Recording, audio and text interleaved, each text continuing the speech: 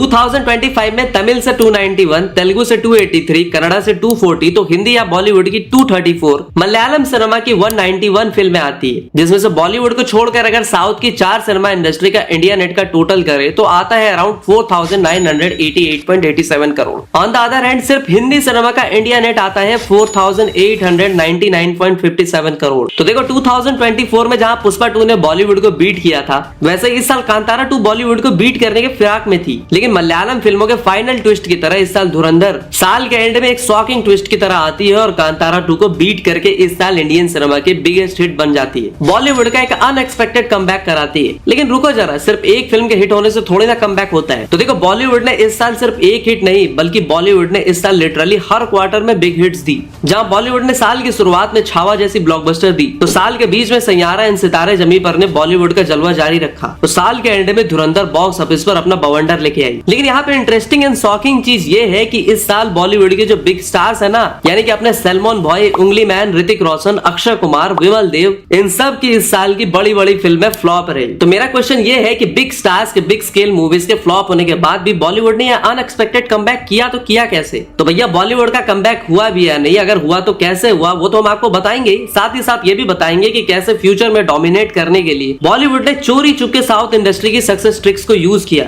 और सबसे बड़ा सवाल, क्या फिर से फ्यूचर में इंडियन सिनेमा का बादशाह बॉलीवुड ही होगी? तो वीडियो में सबसे पहले बात करते हैं कि आखिर क्यों लोगों को लग रहा है कि बॉलीवुड ने कमबैक कर लिया है। So the unexpected comeback of Bollywood. Bollywood ने 2023 में एक बहुत ही धांसू कमबैक किया था, बट 2023 में धांसू कमबैक करने के बाद बॉलीवुड ने 2024 में अपनी औकात दिखा दी और दोबारा से डाउनफॉल शुरू हो गया था। 2024 में बॉलीवुड के जब मर्द जात कुछ नहीं कर पाए, तब स्त्री ने आकर 884.45 करोड़ का कलेक्शन देकर बॉलीवुड की थोड़ी सी इज्जत बचाई। 2024 में बॉलीवुड की हालत इतनी खराब हो गई कि पूरे 2024 में बस 6 बॉलीवुड फिल्में थी जिन्होंने 100 करोड़ से ज्यादा का बिजनेस किया। 2024 में बॉलीवुड ने एक भी 1000 करोड़ क्लब वाली फिल्म नहीं थी। वहीं 2024 में तेलुगु इंडस्ट्री ने मजाक मजाक में पुष्पा 2 एंड कल्कि 2898 AD जैसी 2,000 करोड़ वाली फिल्में दी।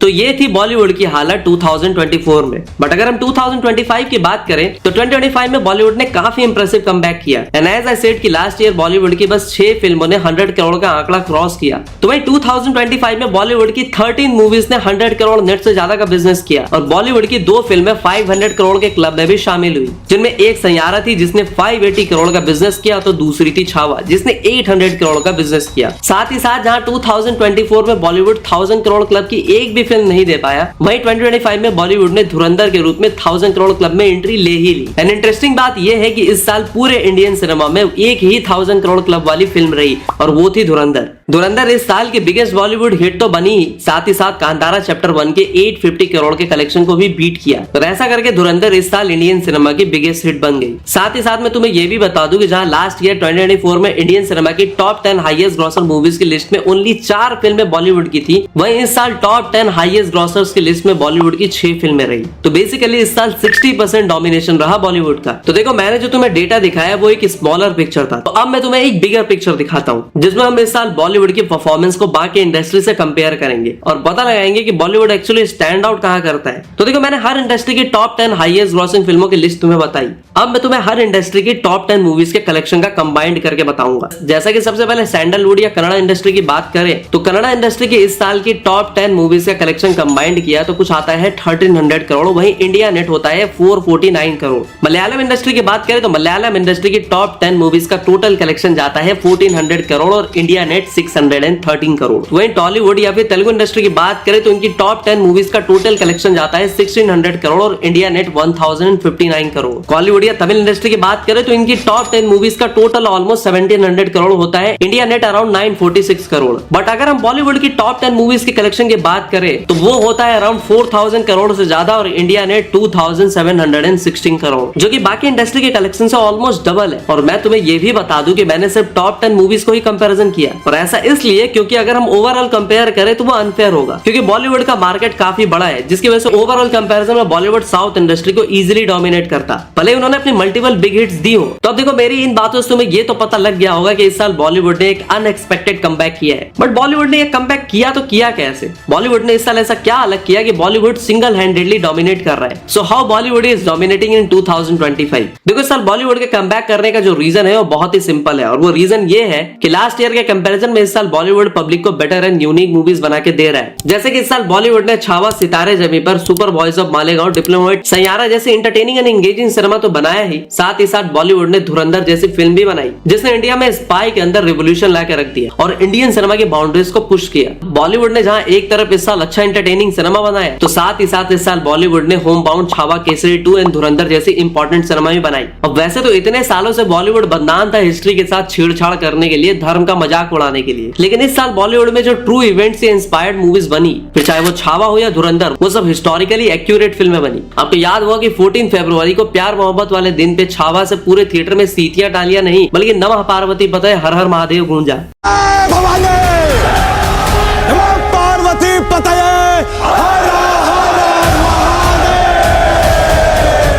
इसलिए इन मूवीज को काफी अप्रिशिएशन तो मिली, साथ ही साथ धुरंधर जैसी फिल्म तो इंडिया में नेशनल टॉपिक बन गई। इस फिल्म पे इंटेलेक्चुअल डिबेट्स होने लगे और जब किसी इंडस्ट्री की मूवीज पर लोग सीरियस डिबेट करने लग जाए तो इट मींस कि वो इंडस्ट्री ज्यादा सीरियस एंड बेटर सिनेमा बन रही है। धुरंधर के साथ कुछ वैसा ही हुआ। उसके गाने के रिंगटोन पब्लिक ने यूज करे, सीन्स वायरल हुए। 2025 में बॉलीवुड ने बेटर एंड यूनिक सिनेमा बना, इसीलिए बॉलीवुड की डिमांड सिर्फ नॉर्थ में ही नहीं साउथ में भी रहा और सालों बाद ऐसा हुआ कि बॉलीवुड मूवीज की डिमांड साउथ ऑडियंस भी कर रही है। देखो, भड़काने वालों की बातों में मत जाना, क्वालिटी सिनेमा सबको अट्रैक्ट करता है, उसमें नॉर्थ साउथ की बाउंड्रीज नहीं रहती। मैं बता रहा हूँ, वो किल जो है साउथ में ज्यादा हाउसफुल चल रही थी नॉर्थ से। यहाँ पर हमारे नॉर्थ में क्या है कि हैशटैग बॉयकॉट बॉलीवुड, हैशटैग्स ये कॉपी करते हैं, वो सब तो पहले कर लेते हैं इसमें, लेकिन जब देखने का टाइम आता है फिल्म तब कोई नहीं जाता है। और साउथ में हमारी फिल्में हिट हो रही हैं यार। 2025 में छावा रिलीज हुई थी, उसकी सक्सेस के बाद तेलुगु ऑडियंस ने उस फिल्म को बहुत ज्यादा डिमांड की। फिर मेकर्स कुछ ही हफ्तों बाद छावा को तेलुगु में डब करके रिलीज करते हैं। तेलुगु में छावा को काफी अच्छा रिस्पांस मिलता है। अभी रिसेंटली धुरंधर की एक्स्ट्रा ऑर्डिनरी सक्सेस के बाद साउथ ऑडियंस धुरंधर को भी साउथ इंडियन लैंग्वेजेस में डब करने की डिमांड कर रही है। इस बात से हमें यह पता लगता है कि अब साउथ ऑडियंस भी बॉलीवुड मूवीज को धीरे धीरे एक्सेप्ट कर रही है। बट हम साउथ एंड बॉलीवुड से रिलेटेड एक बहुत ही शॉकिंग चीज डिस्कस करने वाले हैं। तो देखो, इस साल साउथ इंडस्ट्री के जो बड़े स्टार्स थे जैसे रजनीकांत सर, रामचरण, पवन कल्याण, उनकी मूवीज फ्लॉप हो रही है, जिसकी वजह से साउथ इंडस्ट्री उतना डोमिनेट नहीं कर पाई। साथ ही साथ इस साल बॉलीवुड के जो बड़े स्टार्स है like Hrithik Roshan, Salman Khan, Akshay Kumar, Ajay Devgan, I mean the so called pillars of Bollywood, उनकी फिल्में भी फ्लॉप हो रही है। But still big star, big scale movies के फ्लॉप होने के बाद भी इस साल बॉलीवुड कैसे कमबैक कर लिया, तो इस बात का भी बहुत सिंपल सा रीजन है और वो ये है कि साउथ इंडस्ट्री कुछ बड़े नामों पे डिपेंड करती है। जैसे कि तेलुगु इंडस्ट्री प्रभास, अल्लू अर्जुन, एनटीआर जैसे बिग स्टार्स और राजा मौली जैसे बिग डायरेक्टर्स पे डिपेंड करती है। तो अगर किसी साल इनकी फिल्म नहीं आती है या किसी साल इनकी फिल्में अगर नहीं चल पाती है तो उस साल तेलुगु इंडस्ट्री डोमिनेट नहीं कर पाती। और तमिल इंडस्ट्री भी रजनीकांत एंड थलापति जैसे बिग स्टार्स पे कंप्लीटली डिपेंडेंट है। कन्नड़ इंडस्ट्री का भार तो यश एंड ऋषभ शेट्टी जैसे कंधों पे है। बट अगर आप बॉलीवुड की बात करें तो बॉलीवुड कुछ 3 या 4 बिग स्टार या डायरेक्टर्स पे डिपेंड नहीं करता। अगर किसी साल बॉलीवुड में SRK सलमान की फिल्में ना चले तो अक्षय, अजय देवगन एंड ऋतिक रोशन इंडस्ट्री को संभाल लेते हैं। अगर इनकी फिल्में भी ना चले तो रणबीर कपूर, रणवीर सिंह, विकी कौशल अपनी फिल्मों से इंडस्ट्री को संभाल लेते हैं। अगर इनकी भी फिल्में नहीं चली तो बॉलीवुड में आयुष्मान खुराना, कार्तिक आर्यन, राजकुमार राव, शाहिद जैसे स्टार्स भड़े पर है और इन सब में बिग हिट देने की पोटेंशियल है। तो मेरा पॉइंट यहाँ पे ये है कि आज की डेट में बॉलीवुड में दुनिया भर के एस्टैब्लिश स्टार्स तो हैं और अगर कोई डायरेक्टर उनके साथ अच्छी फिल्में बनाता है तो ये सारे के सारे लोग बिग हिट्स दे सकते हैं और ये चीज इस साल प्रूव भी हो गई। जब इस साल हर बड़े स्टार की मूवी फ्लॉप हो रही थी और लगा कि बॉलीवुड की नैया खतरे में, अभी विकी कौशल एंड रणवीर सिंह ने छावा एंड धुरंधर जैसे बिग हिट्स दे के बॉलीवुड को संभाल लिया, बॉलीवुड का कमबैक करा दिया। अब देखो 2025 में तो बॉलीवुड ने कमबैक कर लिया, बट अगर बॉलीवुड अपना डोमिनेशन फ्यूचर में भी मेंटेन करना चाहता है और फ्यूचर में अपने डोमिनेशन को मेंटेन करने के लिए बॉलीवुड खुद को थोड़ा चेंज तो कर ही रहा है। साथ ही साथ बॉलीवुड अपना डोमिनेशन के लिए साउथ इंडस्ट्री की भी कुछ ट्रिक्स का यूज कर रहा है। तो चलिए जानते हैं क्या वो चेंजेस और कौन सी है वो ट्रिक्स। तो देखो, बॉलीवुड इस साल तो डोमिनेट कर ही रहा है, साथ ही साथ आने वाले कुछ सालों तक बॉलीवुड अपना डोमिनेशन मेंटेन करके रखने वाला है और ऐसा इसलिए पॉसिबल हो रहा है क्योंकि बॉलीवुड प्रोड्यूसर्स एंड डायरेक्टर्स अपनी गलतियों से सीख रहे हैं, धीरे धीरे खुद को चेंज कर रहे हैं। इवन बॉलीवुड के बदनाम production houses like YRF and Dharma भी खुद को टाइम के साथ बदल रहे हैं। जैसे कि वाईआरएफ जिसको पिछले कुछ टाइम से रिपीटेटिव स्टोरीज के लिए क्रिटिसाइज किया जा रहा था, अब वही वाईआरएफ नए राइटर्स एंड फ्रेश स्टोरीज के हंट पे निकला है। इवन वाईआरएफ अपने सोशल मीडिया हैंडल्स पे पोस्ट भी करते रहता है कि अगर किसी एस्पायरिंग राइटर के पास कुछ यूनिक स्टोरी आइडियाज है तो वो उनको सेंड कर सकता है। एसआरके की रेड चिलीज भी नए टैलेंट को मौका दे रही है। अब अगर धर्मा की बात करें जिसको फिल्म प्रोडक्शन कंपनी का नेपो किड्स के प्रोड्यूस करने की फैक्ट्री कहा जाता है, तो जहां एक तरफ धर्मा आज भी अनटैलेंटेड नेपो किड्स की सप्लाई जारी रख रहा है, वही दूसरी तरफ Dharma production Kill, Kesari 2 and homebound जैसी पावरफुल सिनेमा भी दे रहा है। और होम बाउंड को तो इस साल ऑस्कर वालों ने शॉर्टलिस्ट भी कर लिया है और फिल्म क्रिटिक्स का मानना है कि होम बाउंड को बहुत ज्यादा चांसेस है इस बार ऑस्कर जीतने के, क्योंकि ये फिल्म अच्छी तो है, साथ ही साथ इस फिल्म में legendary Hollywood director Martin Scorsese भी इसके एग्जीक्यूटिव प्रोड्यूसर हैं। और जब हॉलीवुड का इतना बड़ा नाम एक बॉलीवुड फिल्म को पुश करेगा तो ऑस्कर जीतने के चांसेस तो बढ़ेंगे ही। अब देखो बॉलीवुड प्रोडक्शन हाउसेस खुद को बदल रहा है, साथ ही साथ बॉलीवुड प्रोडक्शन हाउसेस फ्यूचर में बॉलीवुड के डोमिनेशन को मेंटेन करने के लिए साउथ इंडस्ट्री की 2 ट्रिक्स का यूज कर रहा है। और उन 2 ट्रिक्स में पहली ट्रिक यही है, जैसे जब साउथ इंडस्ट्री को नॉर्थ में अपना मार्केट इंक्रीज करना था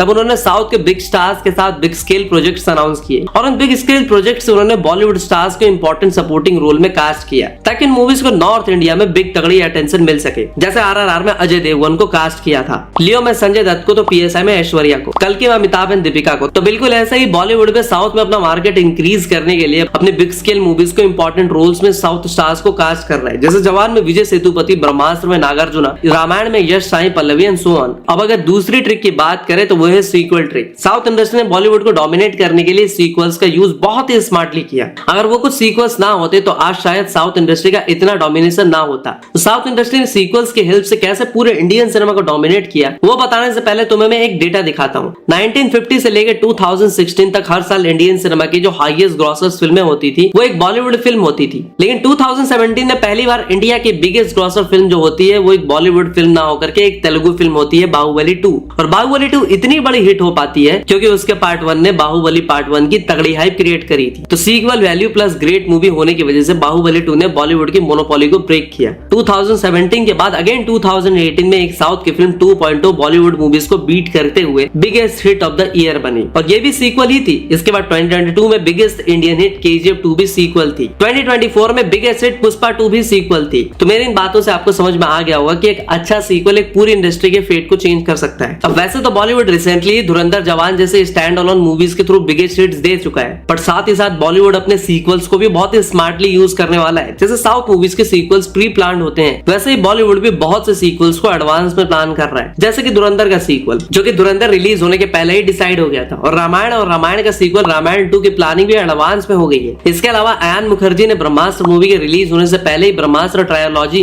यानी कि 3 पार्ट की फिल्म अनाउंस कर दी थी। इनके अलावा और भी काफी अपकमिंग बॉलीवुड सीक्वल्स है जिनकी हाइप काफी तगड़ी है। तो मुद्दे की बात यहाँ पे यही है कि साउथ की सीक्वल्स वाली ट्रिक यूज करके बॉलीवुड अब अपना असली जलवा दिखाएगा। और यहाँ पे एक और चीज जो बॉलीवुड के अपना डोमिनेशन मेंटेन करने में हेल्प करेगी वो ये है कि बॉलीवुड पहले की तरह एक टाइप की मूवीज ना बना के हर तरह की मूवीज बना रहा है। जैसे फ्यूचर में आप बॉलीवुड की तरह से big scale movies like Ramayana, Mahavatar, King, Love, War, Krrish 4, Pralay इस तरह की फिल्में तो देखोगे ही, साथ ही साथ बॉलीवुड में मिस बजट में काफी एक्साइटिंग मूवीज रिलीज करने वाला है। जैसे कि भूत बंगला, दृश्यम 3, तुम्बाड़ 2, नाग जिला, अल्फा, शक्ति Salini and many more. Shockingly Bollywood low budget में भी हैप्पी पटेल जैसी मूवीज बना रहा है। और हाँ, बॉलीवुड छोटे बड़े बजट की मूवीज बनाने के साथ साथ अलग अलग जॉनर्स की मूवीज भी बना रहा है। फ्यूचर में बॉलीवुड की तरफ से एक्शन मूवीज मिलेगी, माइथोलॉजिकल मूवी में मिलेगी, कॉमेडी मूवी में मिलेगी, सुपर हीरो मूवी में मिलेगी एंड सैयारा जैसी बहुत सी रोमांटिक फिल्में भी मिलेगी। एंड आई थिंक अगर कोई इंडस्ट्री हर जॉनर की मूवीज बना पा रहा है और वो फिल्में सक्सेसफुल भी हो रही हैं, ऊपर से हर तरह के बजट की फिल्में बन रही है, तो वो इंडस्ट्री मेरे अकॉर्डिंग एक परफेक्ट इंडस्ट्री है। बाकी आप लोग अपना ओपिनियन बताओ कि बॉलीवुड के ऊपर आपके क्या पॉजिटिव एंड नेगेटिव थॉट्स हैं। तो फिलहाल के लिए इस वीडियो में इतना ही, तब तक के लिए हर हर महादेव।